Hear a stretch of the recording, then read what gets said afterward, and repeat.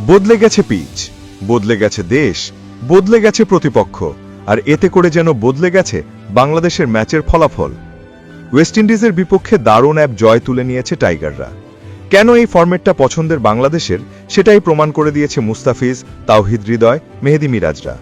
প্রথম ওয়ানডে ম্যাচে দারুণ এক জয় তুলে নেয়া বাংলাদেশ এখন স্বপ্ন দেখতে শুরু করছে সরাসরি 2027 বিশ্বকাপের টিকিট নিশ্চিত করার। টস জিতে বোলিং করার সিদ্ধান্ত নিয়েছিল ওয়েস্ট ইন্ডিজ। পিচ দেখেই যেন হতবাক সবাই।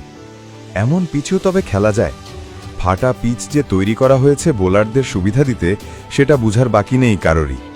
সেই ফায়দা নেয়ার জন্যই তো টস জিতে বল করার সিদ্ধান্ত নেয় ক্যারিবিয়ান অধিনায়ক শাই হোপ। আফগানিস্তান সিরিজে ব্যর্থ নাইম শেখকে বসিয়ে সুযোগ দেয়া হয় সৌম্য সরকারকে। এটাই তো বাংলাদেশের চক্র। একবার সৌম্য, একবার নাইম, একবার লিটন, ঘুরিয়ে ফিরিয়ে খেলানো হয় এদেরকেই।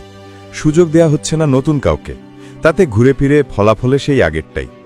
রোমারিও সেফার্ডের বলে লেগ বিফোরে নিজের উইকেট দেন দুবাইয়ে বাংলাদেশের সেরা খেলোয়াড় সাইফ হাসান।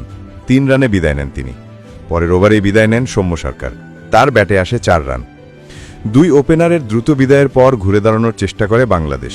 শান্ত ও হৃদয়ের ব্যাটে দেখা যায় সেই স্বপ্ন। 2 দিন আগে মেহেদী হাসান মিরাজ বলেছিলেন, আমাদের স্বপ্ন এখন 50 ওভার টিকে থাকা। অধিনায়কের সেই স্বপ্ন পূরণের চেষ্টা করেন দুজন।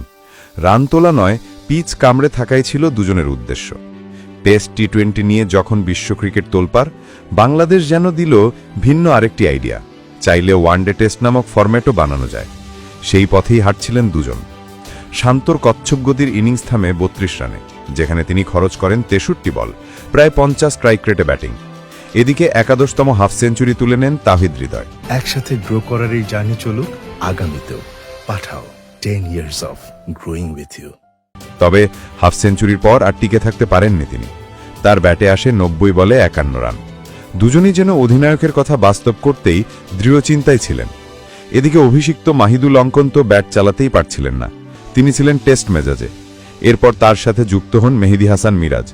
তার উদ্দেশ্যও ছিল ঠিক একই রকম। তিনি নিজেই তো বলেছিলেন, আমাদের লক্ষ্য এখন 50 ওভার ক্রিকেট খেলা। সেটাই করেন তিনি। টেস্ট মেজাজে শুরু করেন ব্যাট। লক্ষ্য যেন 200 রান হলেই চলবে। ব্যাটিং তো করেছি 50 ওভার, সেটাই হয় শেষ পর্যন্ত।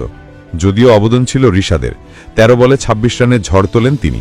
তাতে শেষ পর্যন্ত বাংলাদেশের সংগ্রহ গিয়ে ঠেকে 207 রানে।